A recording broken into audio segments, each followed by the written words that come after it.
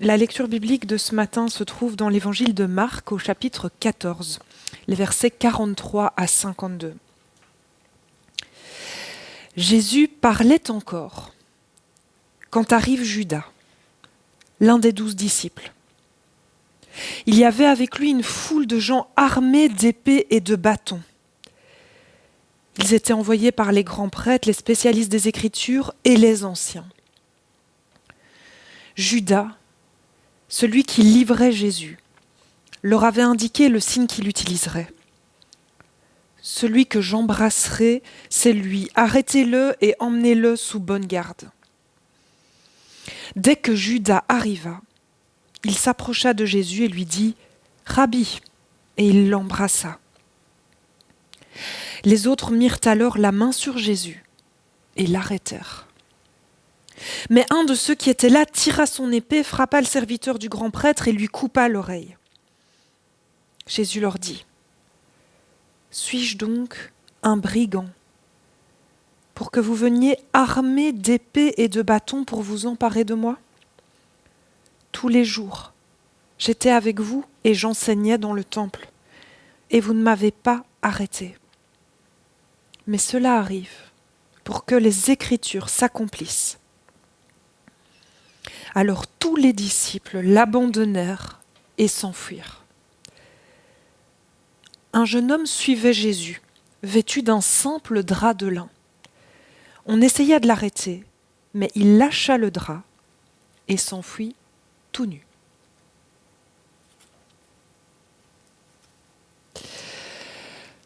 En littérature, il y a plusieurs manières de commencer un récit. En décrivant le contexte, en présentant les personnages, en introduisant progressivement l'intrigue.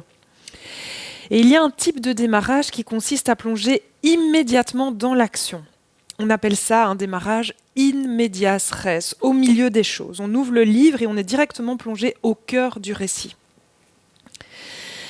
À l'image de ce texte, notre entrée dans la Passion se fait aujourd'hui in medias res.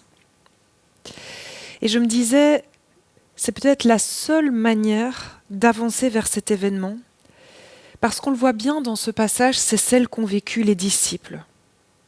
Jésus était encore en train de parler, et voilà qu'arrive Judas et une foule de soldats envoyés par les autorités religieuses.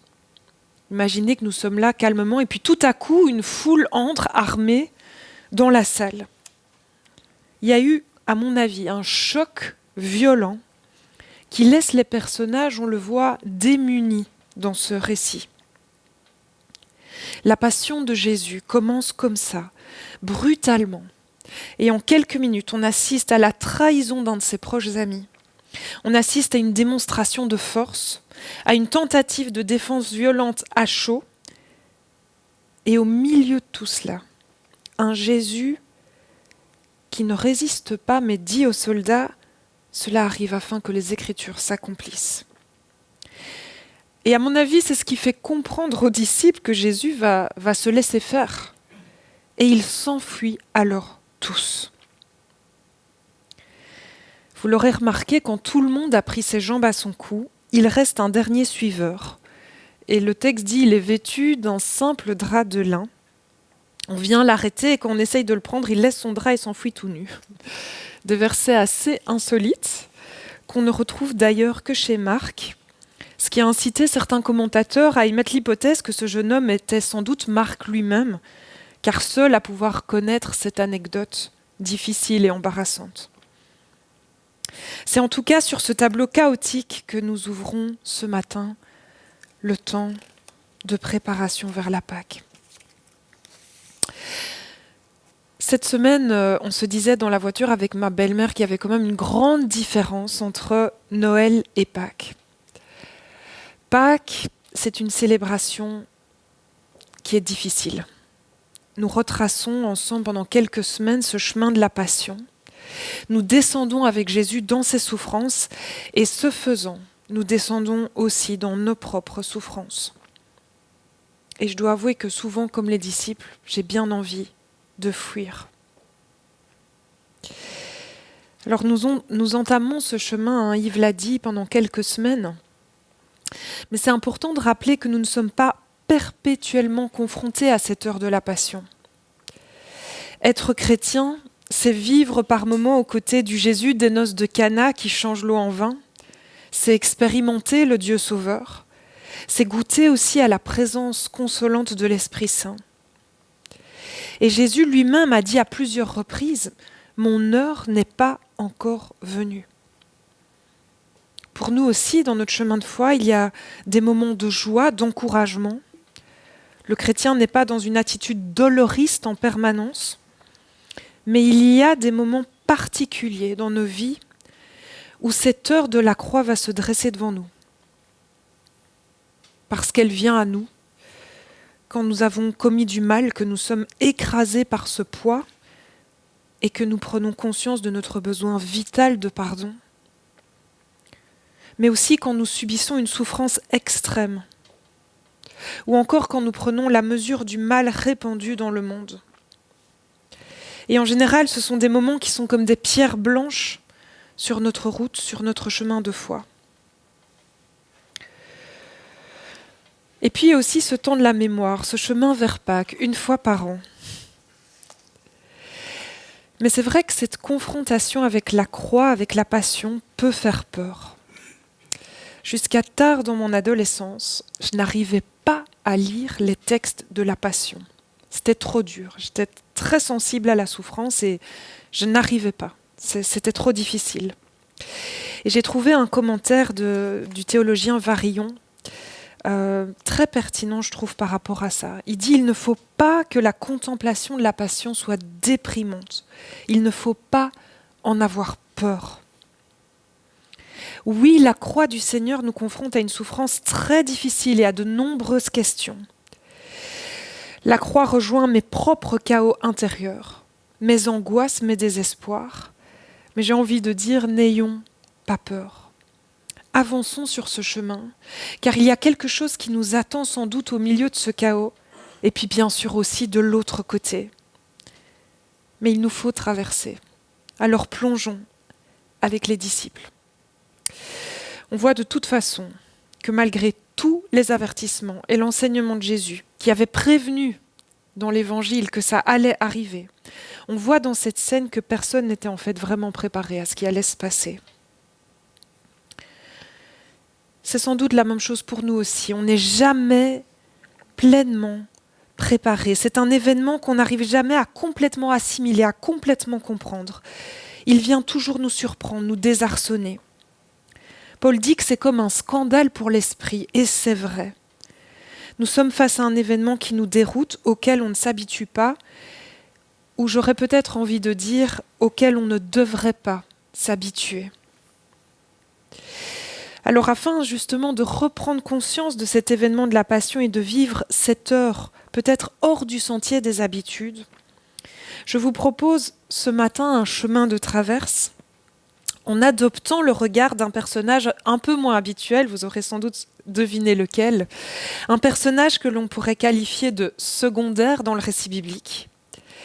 Et peut-être que le regard unique de cet étrange témoin de la Passion pourra nous déloger, nous rejoindre quelque part. Il s'agit bien de l'homme nu. Dernier personnage de cette scène chaotique autour de l'arrestation de Jésus. Un commentateur dit c'est peut-être le personnage qui est le plus proche de nous, car c'est celui qui observait et suivait de loin, un peu comme nous les lecteurs du récit.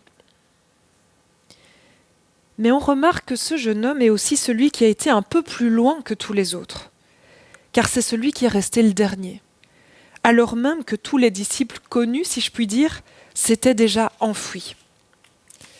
Pourquoi donc ce jeune homme est-il resté plus longtemps que les autres ? Avait-il réussi à passer inaperçu, à ne pas trop se faire remarquer comme les auditeurs de cette histoire que nous sommes ? Fut-il comme nous, du moins au départ, un témoin discret et distant du drame qui est en train de se jouer ? Ce jeune homme, on le voit, même s'il souhaitait observer de loin, va malgré lui se retrouver impliqué dans la trame de ce qu'il se passe. Il va très vite être embrigadé, bien plus qu'il ne l'imaginait.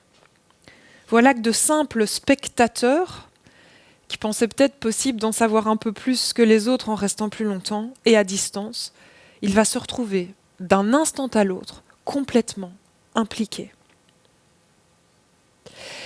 C'est la question que nous pouvons nous poser chacun et chacune ce matin. Sommes-nous prêts à être soudainement impliqués personnellement dans l'événement de la Pâque? Comment allons-nous vivre cette période de carême?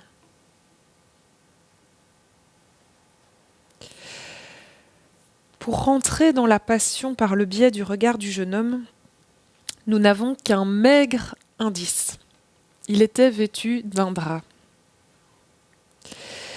Le mot de vocabulaire en grec qui désigne ce fameux drap, sindon, en fait c'est un habit de lin d'une pièce, est mentionné seulement 2 fois dans tout l'évangile de Marc. Et on sait que dans l'évangile de Marc, les mots ne sont jamais laissés au hasard. Il y a des résonances. La première occurrence de ce terme, sindon, se trouve dans cet épisode donc du jeune homme nu. Et moi, quand j'ai lu les versets, je me suis dit probablement que c'était quelqu'un de pauvre. S'il avait juste un drap, le pauvre, il n'avait pas de quoi s'habiller. Mais en fait, pas du tout. Cet habit de lin désignait un sous-vêtement qui manifestait une appartenance sociale aisée par la qualité du tissu. C'est quelque chose qu'on mettait par exemple comme pyjama ou comme sous-vêtement. Mais ça pouvait aussi, c'est une autre hypothèse, désigner un survêtement, un par-dessus, peut-être le talit que les Juifs placent au-dessus de leurs vêtements, ou parfois simplement ce drap pour indiquer une consécration au jeûne et à la prière. C'est ce fameux drap auquel on attache des franges. Alors, est-ce que ce jeune homme avait entendu du bruit et il était descendu en enfilant vite son pyjama ? Ou était-il un suiveur de Jésus, un homme religieux qui portait un par-dessus de lin en signe d'une démarche spirituelle ?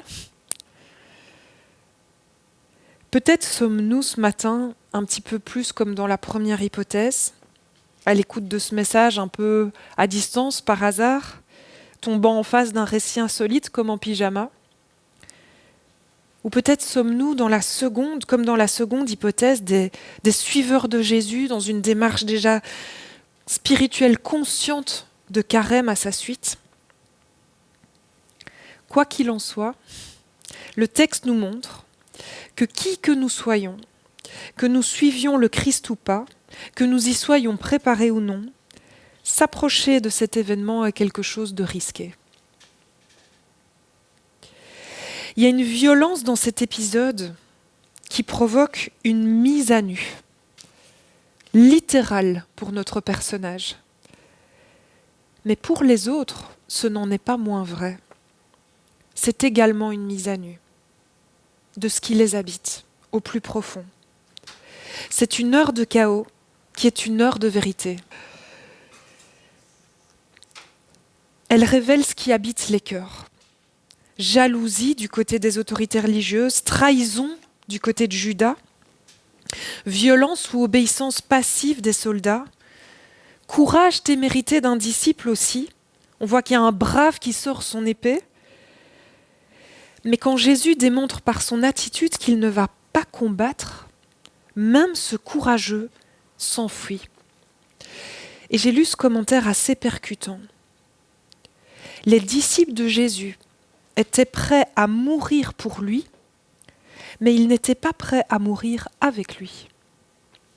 Ça m'a travaillé ce commentaire. Je me disais, en fait, oui, nous humains, nous sommes souvent nous sommes prêts à mourir pour une cause, pour un héros, pour un idéal, peut-être même pour un Jésus révolutionnaire ou triomphant. Mais ce qui se déroule sous les yeux des disciples déroute leurs convictions, leurs plans, leurs attentes, leur préparation et même leur courage. Ils sont mis à nu dans ce qui les habite au plus profond. Et on voit que notre jeune homme est celui qui va aller au plus loin de ce qui se passe pour tous les autres personnages. Il va se retrouver démuni au sens propre, complètement vulnérable, déshabillé. Et quelque part, il rend visible ce que cette passion provoque en chaque individu. Je suis un programme de méditation quotidienne et souvent celui qui mène la méditation nous demande d'essayer de nous identifier à un personnage du récit pour pouvoir être plus dans l'immersion, etc. Et je me posais cette question sur cette scène de l'arrestation de Jésus. À qui est-ce que je m'identifie dans ce récit ? J'avoue qu'on aurait envie d'ajouter un rôle un peu plus noble parce que le choix est particulièrement compliqué. On s'identifie rarement à Judas ou aux soldats armés. On a un peu honte des disciples qui prennent la fuite et la situation du personnage final est vraiment embarrassante. Mais pourtant, la vérité de nos cœurs, elle est là quelque part, entre ces personnages. Car face à cet épisode, il est en fait impossible de rester neutre. Si nous avions été là, et même encore aujourd'hui, ce matin, si nous nous y confrontons en vérité, tout ce qui nous contient va être mis en déroute. D'une manière ou d'une autre, va être révélé ce que nous avons vraiment au fond du fond. Nos croyances, nos motivations, nos faiblesses, nos mauvais penchants, nos lâchetés, nos incompréhensions, notre vulnérabilité, notre style de foi aussi. Quoi que ce soit, se mettre face à face avec la passion de Jésus nous le révèle. C'est une heure de vérité. Cette année, sommes-nous prêts à reprendre ce risque ? Sommes-nous prêts à nous approcher, à nous confronter à cette dernière marche de la vie de Jésus ? Sommes-nous prêts à cet examen de vérité ? Je disais que le mot sindon, qui désigne ce fameux drap, n'était mentionné que 2 fois dans tout l'évangile de Marc. Et la seconde fois que ce mot est utilisé, souvenez-vous, c'est quand Joseph d'Arimathée, après la crucifixion, demande le corps de Jésus pour lui rendre quelque part sa dignité, le recouvrir. Et je vous lis l'extrait en Marc 15. Joseph d'Arimathée intervint. C'était un membre respecté du Conseil suprême. Et il attendait lui aussi la venue du règne de Dieu. Il alla courageusement demander à Pilate le corps de Jésus. Pilate fut étonné d'apprendre qu'il était déjà mort. Il fit appeler le centurion et lui demanda si Jésus était mort depuis longtemps. Renseigné par le centurion, il permit à Joseph de prendre le corps. Joseph acheta un drap de lin, sindon. Il descendit Jésus de la croix, l'enveloppa dans le drap et le déposa dans un tombeau taillé dans la roche. Puis il roula une grosse pierre pour fermer l'entrée du tombeau. Souvent, quand on lit ce passage, on admire vraiment la beauté du geste et le courage de Joseph d'Arimathée. Mais dans la thématique qu'on travaille aujourd'hui, j'ai trouvé cet autre commentaire qui est intéressant. C'est Élian Cuvelier qui dit que quelque part, Joseph d'Arimathée veut aussi redonner contenance à ce corps, voiler ce qui est nu, cacher cette réalité du Christ crucifié qui est insoutenable. Il lui rend sa dignité, certes en l'entourant d'un précieux drap de lin, mais il veut aussi lui redonner une apparence. Voiler la vérité nue de Jésus sur la croix qui est si difficile à supporter, si difficile à regarder. À l'aide de ces 2 mentions du même terme, que Marc n'a certainement pas laissé au hasard, on peut réfléchir encore à 3 approfondissements possibles pour la signification de ce drap, qui peuvent peut-être nous aider à comprendre ce qui est appelé à tomber en nous dans ce face-à-face avec la passion. Alors une première signification, ça c'est à peu près limpide, mais ce drap évoque clairement nos apparences, ce qui nous donne contenance, ce qui nous identifie, ce qui indique notre groupe social, les groupes musicaux que nous aimons, nos goûts, nos appartenances, mais aussi ce qui nous cache. Et nous fonctionnons toute notre vie avec ces draps d'apparence. Mais face à la passion, nos draps d'apparence tombent. Ce n'est pas avec nos apparences que nous entrons en contact avec la passion. C'est une heure de vérité. Ce drap tombe et laisse à découvert la réalité brute de mon cœur dans ma vulnérabilité profonde. Alors ce sont des questions difficiles, mais on peut se demander qu'est-ce qui m'habite en ce moment au plus profond ? Qu'est-ce que je cache ? Qu'est-ce que je voile derrière mes apparences ?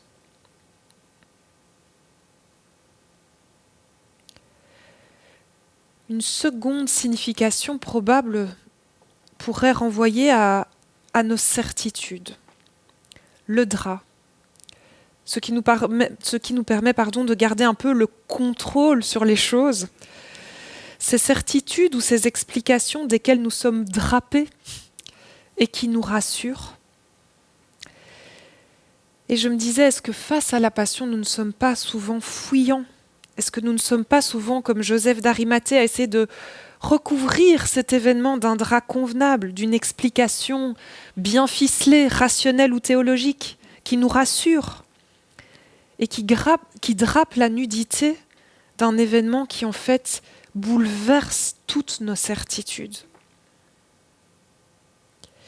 Je me disais, c'est vrai que c'est déjà terriblement difficile pour nos esprits de comprendre ce que signifie un Dieu qui sert, un Dieu qui s'abaisse.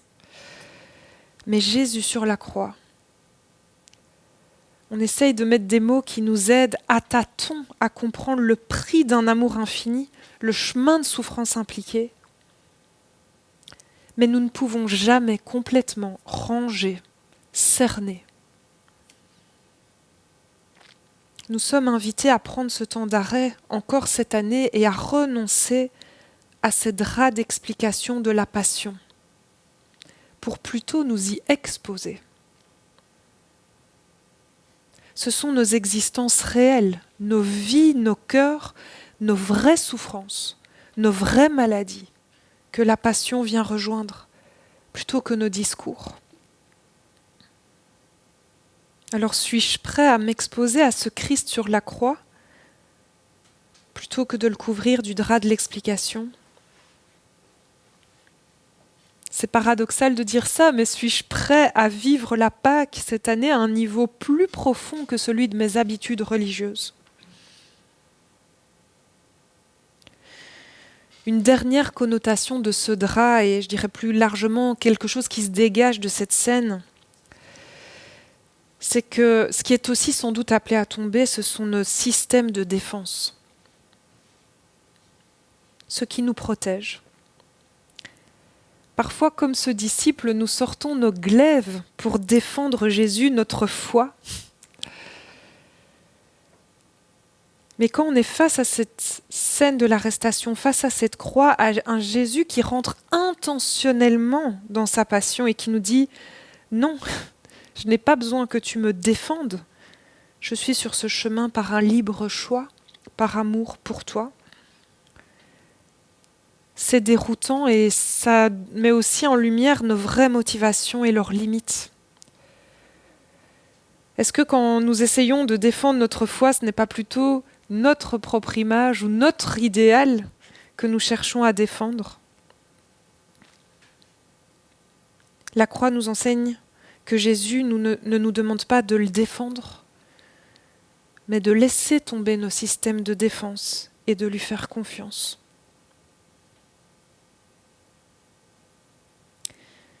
En m'approchant de cet événement, de la célébration de la Pâque cette année, de quel drap suis-je vêtu ? Est-ce que c'est celui de l'habitude ? Est-ce que c'est celui de la rationalisation, du discours explicatif ? Est-ce que c'est celui des certitudes sécurisantes ? Est-ce celui de mes systèmes de défense ? Oui, nous démarrons ce chemin de Pâques en nous exposant à une mise à nu. Nous commençons ce chemin en réalisant que peut-être nous devons perdre quelque chose à la suite de Jésus.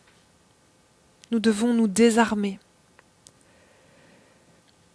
peut-être nous devons renoncer à une attitude, à une habitude, à des certitudes. Peut-être que oui, nous allons être dépouillés de quelque chose qui en fait nous réduit, nous rend fuyants, ou nous coupe de l'autre et de Jésus. Et ce travail de vérité, c'est chacun et chacune dans le face-à-face avec Dieu que nous le vivons, tout en étant conscients que c'est Jésus lui-même qui, en fait, va faire le chemin à notre place. Au chapitre 16 de l'évangile de Marc, il y a une surprise. Il y a de nouveau un jeune homme anonyme qui est mentionné. Les femmes entrèrent alors dans le tombeau. Elles virent là un jeune homme, assis à droite, qui portait un vêtement blanc, et elles furent effrayées. Mais il leur dit, « Ne soyez pas effrayés. Vous cherchez Jésus de Nazareth, le crucifié. Il est ressuscité, il n'est pas ici. Voici l'endroit où on l'avait déposé. » Un jeune homme vêtu d'un vêtement blanc. Alors si ce n'est sans doute pas le même, le parallèle est fort. Traverser la passion nous dépouille de certains draps, mais de l'autre côté, nous recevrons une nouvelle tunique. Ce chemin de la croix nous ouvre en fait à la plus belle des transformations possibles, au chemin sans doute le plus important de toute notre vie. Et je voudrais lire, pour terminer, ce verset extraordinaire dans Colossiens. « Et comme si vous aviez mis un vêtement neuf, vous êtes devenu une personne nouvelle. Cette personne se renouvelle sans cesse et elle ressemble de plus en plus à son Créateur. » Ce verset me touche très fort.